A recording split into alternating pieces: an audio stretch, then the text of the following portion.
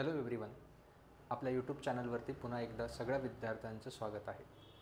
जे विद्यार्थी कॉम्पिटिटिव्ह एक्झामसाठी प्रिपेअर करत असतात त्या विद्यार्थ्यांच्या मनामध्ये असणारा नेहमीचा एक प्रश्न की सगळं प्रिपरेशन करत असताना मोटिवेटेड कसं राहायचं आणि कन्सिस्टंट कसं राहायचं, या प्रश्नाचं उत्तर देण्याचा मी आजच्या व्हिडिओमध्ये ट्राय करणार आहे.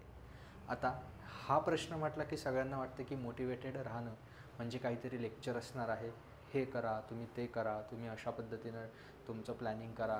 मी अशा काहीही डिस्कस करणार नाही आहे. मी एकदम सिम्पल आणि अशा टेक्निक्स की ज्या तुम्ही डेली लाईफमध्ये काय करू शकता, यूज करू शकता. बघा, दोन गोष्टी असतात.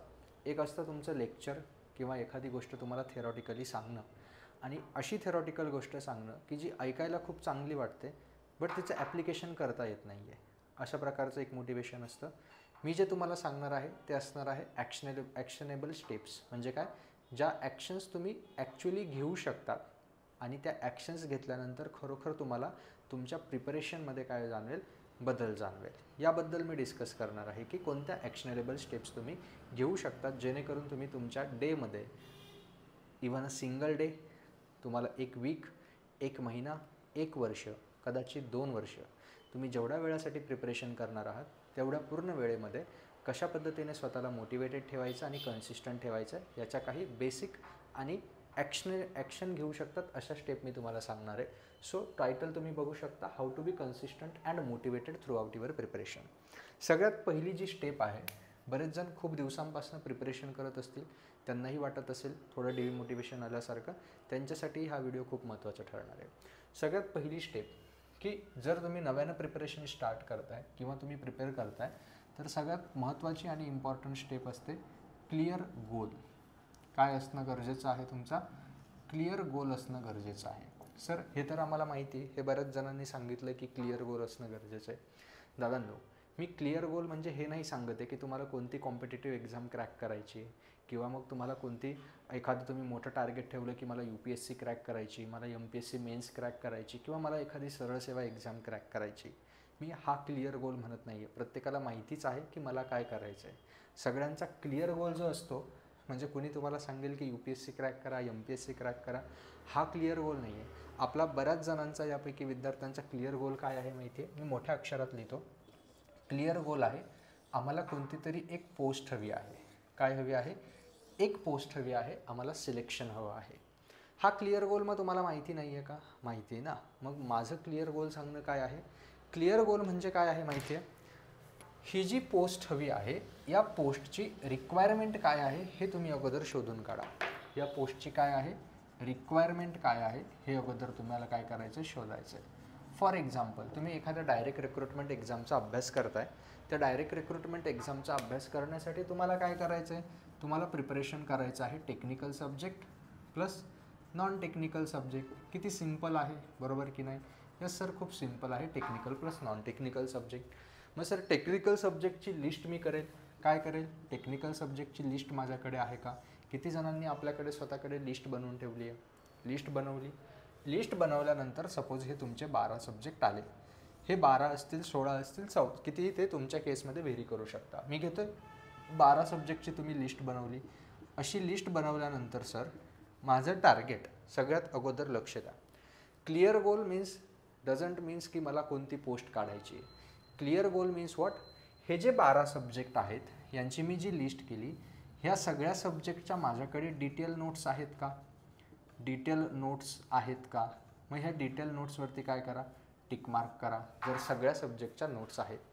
माझा कोणता सब्जेक्ट आहे तो सब्जेक्ट वीक आहे हे आयडेंटिफाय करा. सर सब्जेक्ट वीक आहे हे आयडेंटिफाय कसं करायचं? सब्जेक्ट वीक आहे हे आयडेंटिफाय करण्यासाठी जर तुम्ही प्रिपरेशन जस्ट स्टार्ट केलेलं असेल तर प्रिपरेशन स्टार्ट केल्यानंतर कोणता सब्जेक्ट समजून घेण्यामध्ये तुम्हाला अडचण येते, तो तुमचा वीक सब्जेक्ट. मग ह्या वीक सब्जेक्ट स्ट्रॉंग करण्यासाठी मी काय मेजर घेतो आहे?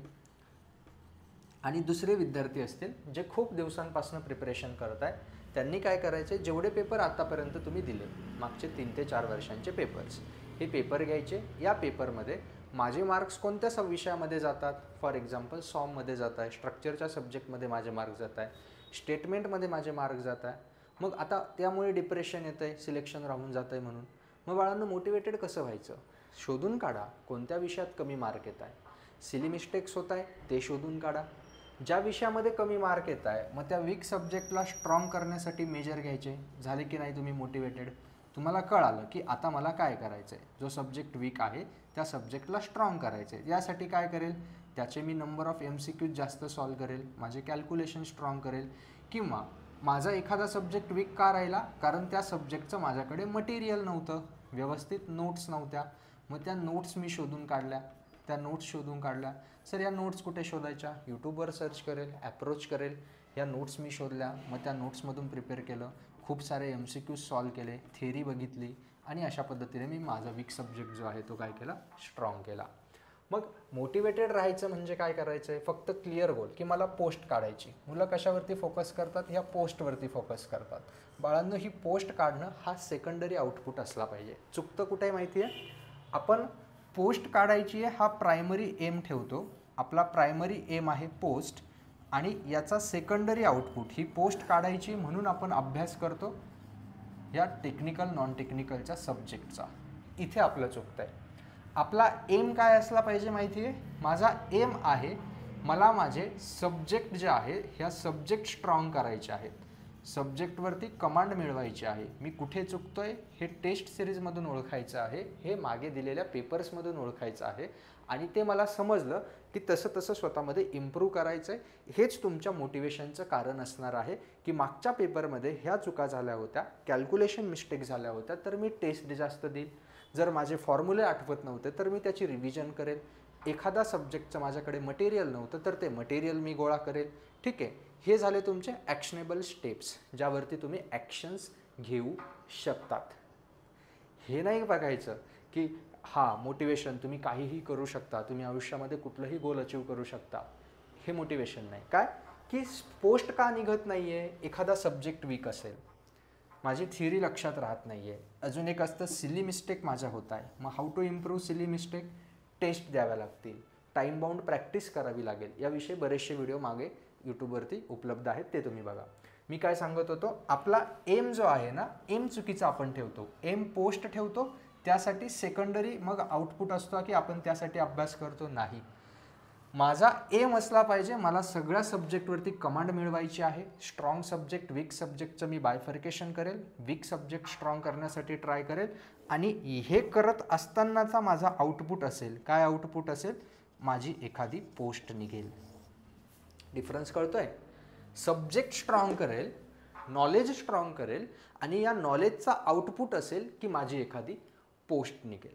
हे तुम्हाला कळतंय? हे खूप मोठं स्टेटमेंट आहे की सब्जेक्ट स्ट्रॉंग केले एखाद्या पोस्टसाठी, मग तो सिलेबस आहे, त्या सिलेबसनुसार मी सब्जेक्ट स्ट्रॉंग करत गेलो आणि त्याचा आउटपुट म्हणून माझी काय निघाली, पोस्ट निघाली. हा तुमचा पहिली स्टेप आहे की तुम्हाला आयडेंटिफाय करायचं आहे स्वतःच्या विकनेसेस काय आहे आणि यासाठी तुम्हाला काय करायचं आहे, मग क्लिअर गोल हा असला पाहिजे. क्लिअर गोल हा असला पाहिजे की माझं नॉलेज किती इम्प्रूव्ह होईल, हा क्लिअर गोल असला पाहिजे, ना की मला कोणती पोस्ट काढायची आहे हा. मग आता सेकंड थिंग येते तुमचं मोटिवेटेड राहण्यासाठी. क्लिअर गोल तुम्हाला आयडेंटिफाय झाला, गोल आयडेंटिफाय झाला, तुम्हाला तुमच्या विकनेसेस कळाल्या. त्या विकनेसेसनुसार काय बनवा बाळांनो, टाईम टेबल बनवा. काय बनवा, अभ्यासाचं टाईम टेबल बनवा. सेकंड गोष्ट येते मग तुमच्या रुटीनमध्ये, ती येते सेकंड मोटिवेट राहण्यासाठीची गोष्ट आहे, खूप इम्पॉर्टंट, ती आहे तुमचं रुटीन. हे रुटीन डिसाईड करतं तुमचा कॉन्फिडन्स. सर रुटीन खरोखर कॉन्फिडन्स डिसाईड करतं? मी तुम्हाला एक टास्क देतो आज. काय टास्क देतो, तुम्ही जे आयडेंटिफाय केलं ना, weaknesses, weak subject, MCQ practice, स्वतःला ना डेली टार्गेट्स द्या. काय करा, पुढच्या 1 महिन्यासाठी 30 दिवसांसाठी काय करायचं आहे, टार्गेट बनवायचं आहे. 30 दिवसांचं टार्गेट बनवत असताना बाळांनो, प्लॅनिंग करत असताना काय करायचं आहे, ते डिव्हाइड करायचं आहे 4 वीक्समध्ये. वीक्सला डिव्हाइड करायचं आहे डेजमध्ये. स्वतःला डेली टार्गेट द्या. रुटीनमध्ये येतं तुमचं डेली टार्गेट्स. अगेन क्लिअर गोल, काय, डेली टार्गेट्स.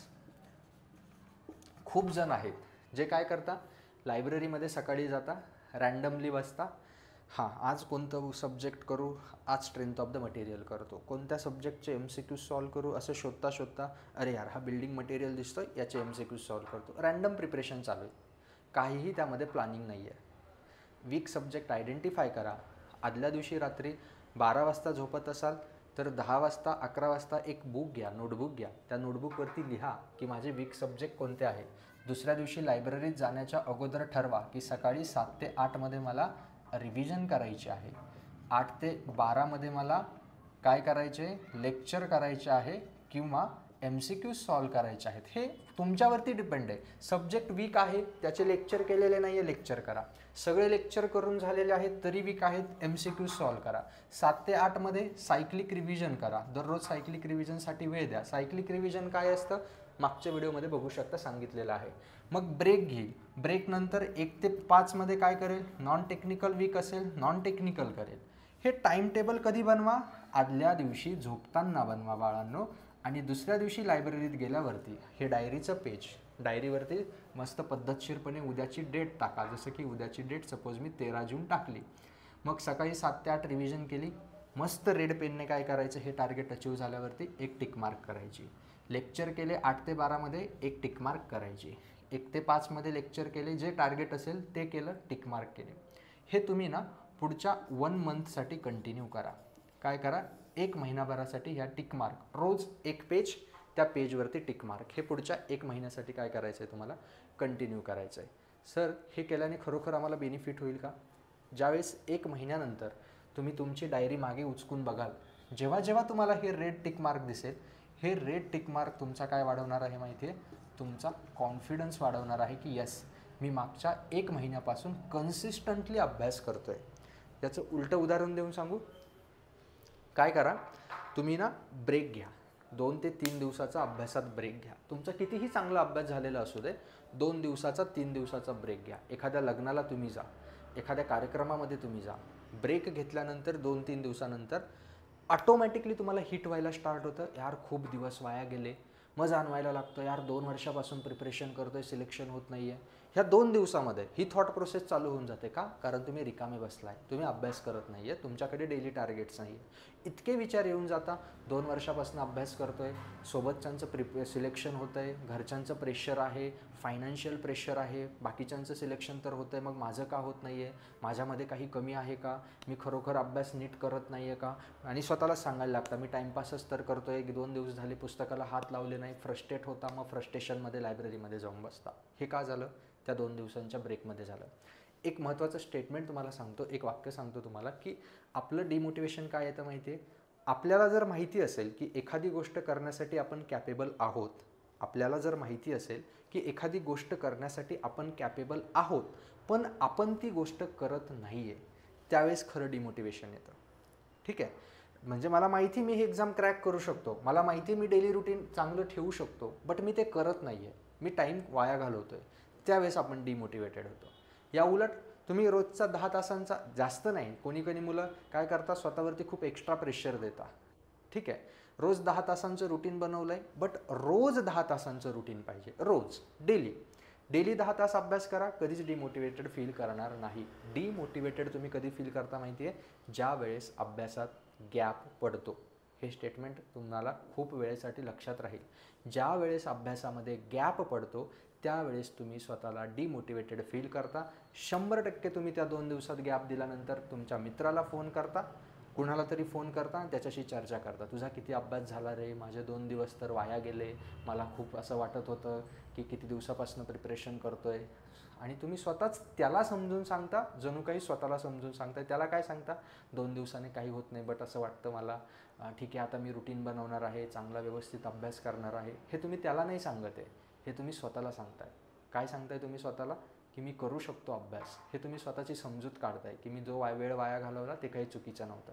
मग तुम्हाला जर त्याबद्दल गिल्ट वाटतंय तर तुम्ही तो ब्रेक घेताच का? हां, दररोज 10 तास अभ्यास करण्याची इच्छा नाही होणार. एखाद्या दिवशी काय करायचं आहे, 4 तास अभ्यास करा. सकाळी 7 ते 12 अभ्यास केला, दुपारी ब्रेक घ्या, ज्या दिवशी डिमोटिवेट म्हणजे अभ्यास नाहीच करावा असं वाटत आहे. एखाद्या दिवशी जर एखाद्या टॉपिकचा कंटाळा आला आहे, लायब्ररीत जाऊन बसा, चांगले इन्फॉर्मेशनचे व्हिडिओज बघा, GKचे व्हिडिओज बघा, GSचे व्हिडिओज बघा. एखाद्या दिवशी टेक्निकल नाही केलं तर काही फरक पडत नाही त्या गोष्टीने, पण गॅप पडू देऊ नका, हे मला सांगायचं आहे. मग सर आम्ही कधीच ब्रेक घ्यायचा नाही का? तिसरा महत्त्वाचा मुद्दा, रुटीन तुमचा तुम्ही व्यवस्थित मेंटेन करा. आणि तिसरा महत्त्वाचा आणि सगळ्यात इम्पॉर्टंट मुद्दा हा आहे की बाळांनो, स्वतःकडनं एक्स्ट्रा एक्सपेक्टेशन्स ठेवू नका. एक्स्ट्रा एक्सपेक्टेशन्स ठेवायच्या नाहीत. याचा मिनिंग काय आहे एक्स्ट्रा एक्सपेक्टेशनचा? आता मी रोज 14 तास अभ्यास करणार आहे, आता मी रोज 16 तास अभ्यास करणार आहे. सकाळी एकदम डिटेल्ड मायक्रो प्लॅनिंग मी बघितलं आहे, असे पण प्लॅनिंग बघितलं आहे, असे पण टाईमटेल बघितले आहे. 7 ते 8 सायक्लिक रिव्हिजन, 8 ते 8:15 नाश्ता चहा, 8:15 ते 9:30 ही रिव्हिजन, 9:30 ते 12 तो सब्जेक्ट, 12 ते 1 जेवण, 1 ते 1:30 झोप. हे पण लिहितात मुलं. गरज नाही आहे, एवढी पण गरज नाही आहे.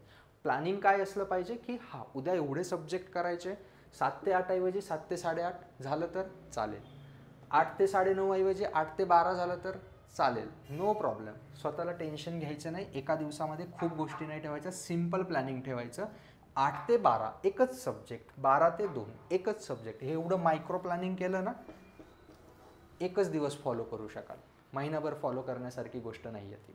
ठीक आहे. सो स्वतःकडनं काय ठेवायचं नाही एक्स्ट्रा एक्सपेक्टेशन्स, की मी एकदम काटेकोरपणे टाईम टेबलमध्ये चालेल, की ह्या टायमाला हेच करेल, जेवण कधी करेल ते पण लिहून ठेवलं, चहा कधी पिईन ते पण लिहून ठेवलं. चहा पिता पिता एखादा मित्र भेटला, त्याच्यासोबत 5-10 मिनटं एक्स्ट्रा गेले, काही फरक पडत नाही, पण दुसऱ्या दिवशी ते भरून काढेल. हे पत्र स्वतःसाठी काय ठेवायचं आहे टार्गेट ठेवायचं आहे. आणि हे झालं. एक्स्ट्रा एक्सपेक्टेशन्स काय करायच्या नाही, स्वतःकडनं ठेवायच्या नाही, जेणेकरून काय होणार नाही, तुम्ही स्वतःला डिमोटिवेटेड फील करणार नाही. मोटिवेटेड फील करण्यासाठी जे अचिवेबल टार्गेट्स आहे, जे खरोखर शक्य आहे. काही काही मुलं ठेवतात एका दिवसाला मी 400 MCQs सॉल्व करेल. शक्य आहे का? नाही शक्य. 100 MCQs सॉल्व करेल, पण समजून सॉल्व करेल, टाईम लावून सॉल्व करेल, पण रोज 100 करेल. एक दिवस 400 करेल आणि 2 दिवसाचा ब्रेक घेईल, काही अर्थ नाही, सिलेक्शन नाही होणार. रोज 100 सॉल्व करेल, 30 दिवस रोज 100 सॉल्व करेल. ठीक आहे.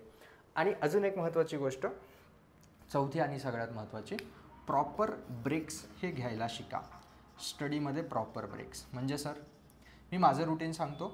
मी Monday to Saturday same routine असायचं, रोज 10 तास. 10 तासापेक्षा मी कधी जास्त अभ्यास केला नाही, जास्तीत जास्त 12 तास.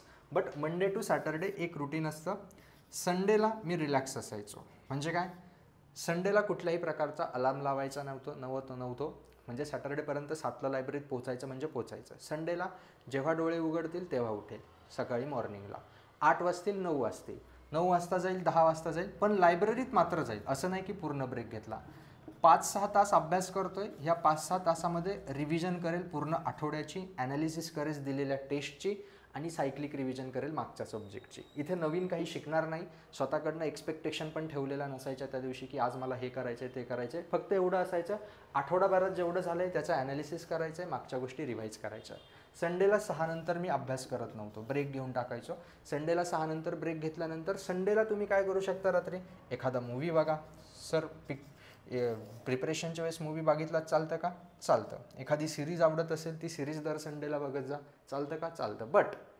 बट इथे येते खरी गोष्ट. संडेला मूव्ही बघितला, सिरीज बघितली, बट मंडेचं रुटीन विसरायचं नाही आहे. इथे येते तुमची कन्सिस्टन्सी. आणि यासाठी काय गरजेचं असतं, प्लॅनिंग.